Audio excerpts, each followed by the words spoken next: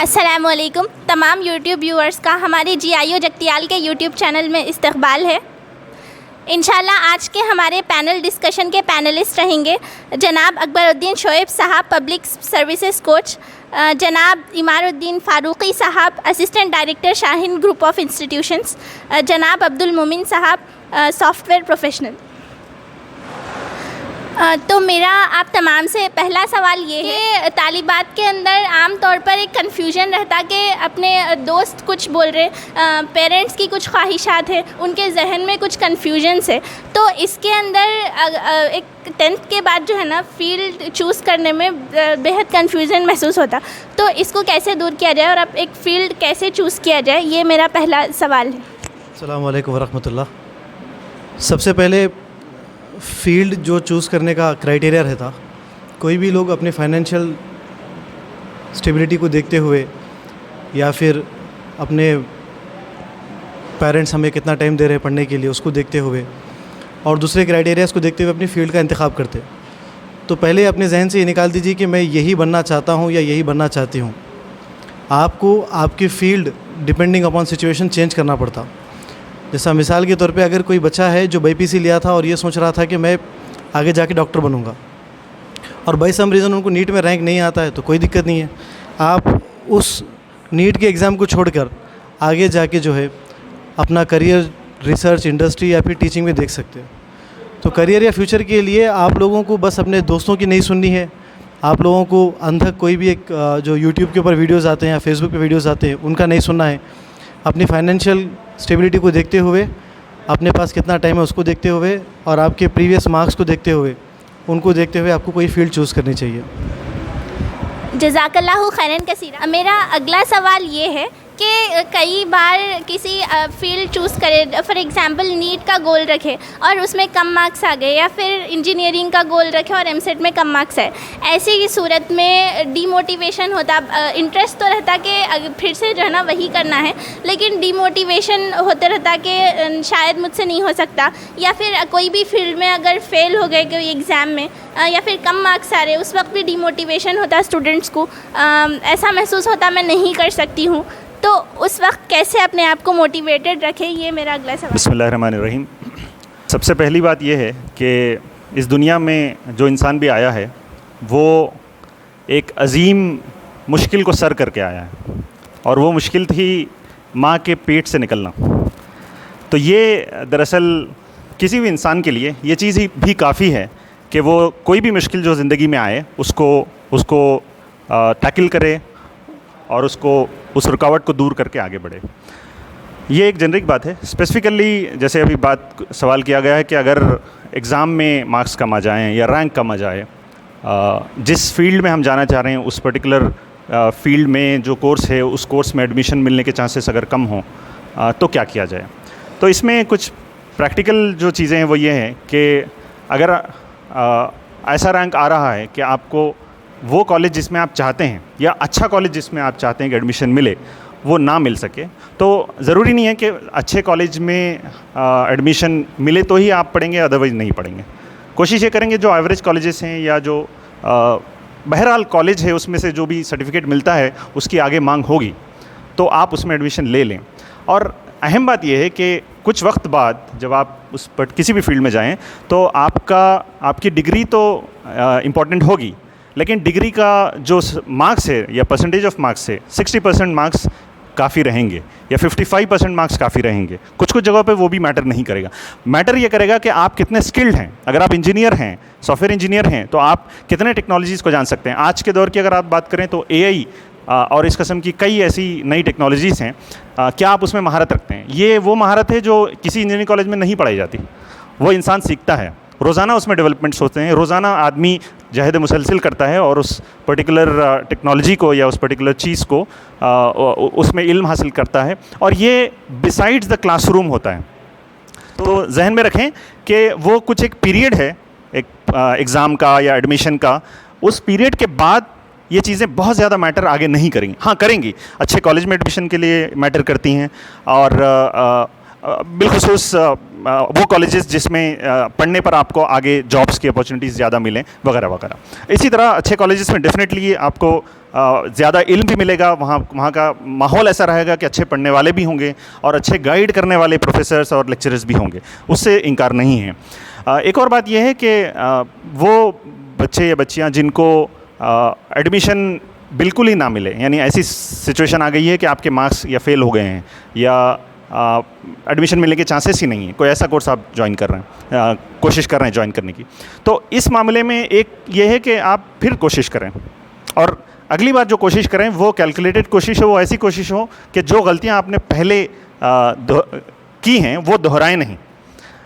ऐन मुमकिन है कि आपकी नाकामी में आप ही का हिस्सा हो, 90% या 95 या 99% इंसान की अपनी नाकामी में अपना ही हिस्सा होता है। तो अपने अंदर जो गलतियां, जो खामियां हैं, उसको दूर करने की कोशिश करें, एहतिसाब करें, अपने आप का इंट्रोस्पेक्शन करें, फिर जाकर आप अगला अटेम्प्ट लें।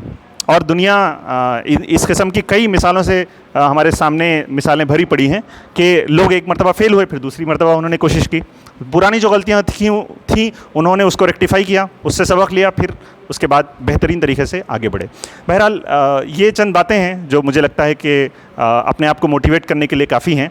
अदरवाइज़ मुझे लगता है कि दीन इस्लाम हमें कुछ ऐसे चीज़ें अता करता है, कुरान हकीम कई ऐसे मोती हैं, हिकमत के मोती हमें अता करता है, और सीरत नबी से भी हमें बहुत से ऐसी मिसालें मिल जाएंगी। अगर कोई इंसान कुरान और सीरत रसूल नबी करीम सल्लल्लाहु अलैहि वसल्लम से ताल्लुक़ रखता हो, ऐसा ताल्लुक़ रखता हो जो अटूट हो और शख्सी ताल्लुक़ हो, तो ऐन मुमकिन है कि वो ज़िंदगी में कभी मोटिवेट नहीं होगा इंशाअल्लाह। मेरा अगला सवाल ये है कि कई बार पढ़ने का डिसाइड कर लेते या फिर टाइम टेबल बना लिया जाता, उस वक्त कई सारे डिस्ट्रैक्शंस आते, कुछ वक्त सोशल मीडिया पे या फिर फ्रेंड्स में या कुछ और करने का दिल करता है या फिर नींद का गलबा आ जाता।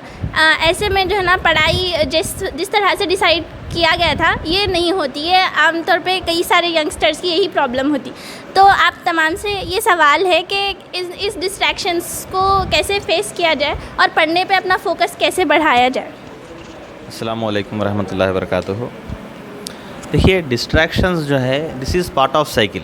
आप अगर कोई भी कॉम्पिटिटिव एग्ज़ाम या अपना गोल कोई भी आप रख के आगे बढ़ना चाह रहे हैं, आप कोई पढ़ना चाह रहे हैं, कुछ आगे बढ़ना चाह रहे हैं आप, तो definitely distractions are part of cycle. Not only distractions, जैसे इससे पहले मोटिवेशन या डीमोटिवेशन की भी बात हुई थी, तो these are part of the cycle, this is part and parcel of the process. Even demotivation is the part and parcel, even distraction is also part and parcel.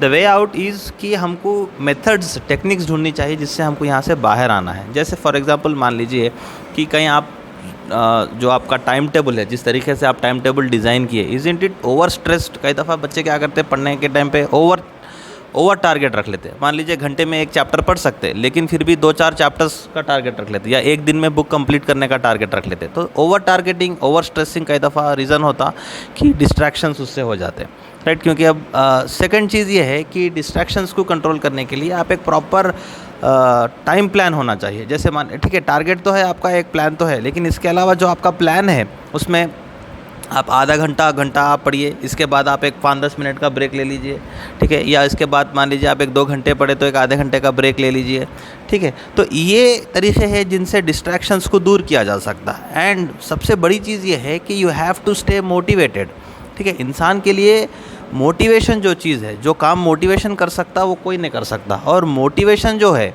ऐसा नहीं कि ठीक है हमको लाइफ में पर्सनल आइकन्स रहते कि फ़लानी चीज़ हमको मोटिवेट करती, फ़लाना शख्स है जिनसे हम मोटिवेट हुए, ये कई सारे रहते, लेकिन एंड ऑफ द डे जो प्रैक्टिकल मोटिवेशन रहता है, इंसान का जो वर्क है, जब उन काम जब करना स्टार्ट करता, जब उसको लग रहा कि काम कंप्लीट हो रहा, मैं कर सक रहा हूँ, तो वही उसके लिए सबसे बड़ा मोटिवेशन होता।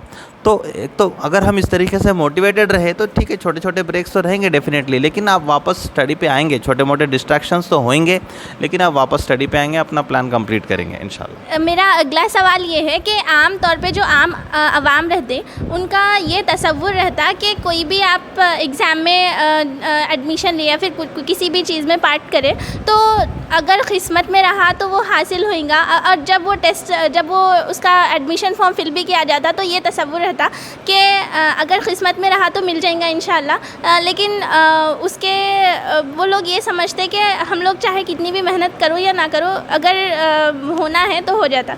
ऐसा तसव्वुर जो है ना आम आवाम के अंदर बहुत ज़्यादा पाया जाता। तो इस पर आप तमाम की क्या राय है, ये मैं जानना चाहती हूँ। ये फ़लसफ़ियाना बात है, तो मैं कुछ अशार या एक शेर नज़र कर दूं कि अल्लामा इक़बाल ख़ुद कहते हैं कि खुद ही को कर बुलंद इतना कि हर तकदीर से पहले खुदा बंदे से ख़ुद पूछे बता तेरी रज़ा क्या है। तो ये दरअसल इस्लामी ख़ज़ा व क़द्र का जो तसव्वुर है उसको अल्लामा इक़बाल ने इसमें पेश किया है कि अल्लाह ताला ने इंसान को फ्री विल दी है, उसको आज़ादी दी है कि इस दुनिया में वो कैसे ज़िंदगी गुजारे, क्या फ़ैसला करे, वो किस किस्म की ज़िंदगी गुजारना चाहता है, किस किस्म के काम करना चाहता है, किस किस्म का कंट्रीब्यूशन दुनिया को देना चाहता है। ये सब इंसान के ऊपर डिपेंडेंट है और इसमें कोई रुकावट नहीं है। और इसी फ्री विल के बुनियाद पर दरअसल इंसान का सवाल होने वाला है क़यामत के दिन मैदान हश्र में। लिहाजा ये बात दरअसल सख्त ख़िलाफ़ है कि अगर हम ये कहें कि क़िस्मत में कोई चीज़ अगर लिख दी गई है तो उसके ख़िलाफ़ हम कुछ नहीं कर सकते। बहरहाल बात यह है कि हमें इस किस्म के हीलों और बहानों से निकलना चाहिए और अपनी जो कमज़ोरियाँ हैं और जो हमारी ख़ामियाँ हैं उनकी तरफ हमारा ध्यान रहे, अपना इंट्रोस्पेक्शन करते जाएं और अपने आप को बेहतर से बेहतर एक्सेल करने की कोशिश करें। देखिए, जहाँ तक इसकी बात है किस्मत की बात है, कई लोगों का मानना तो रहता, लेकिन यहाँ पर ये एक समझना है कि अगर हम प्रैक्टिकली देखें तो luck is what is luck.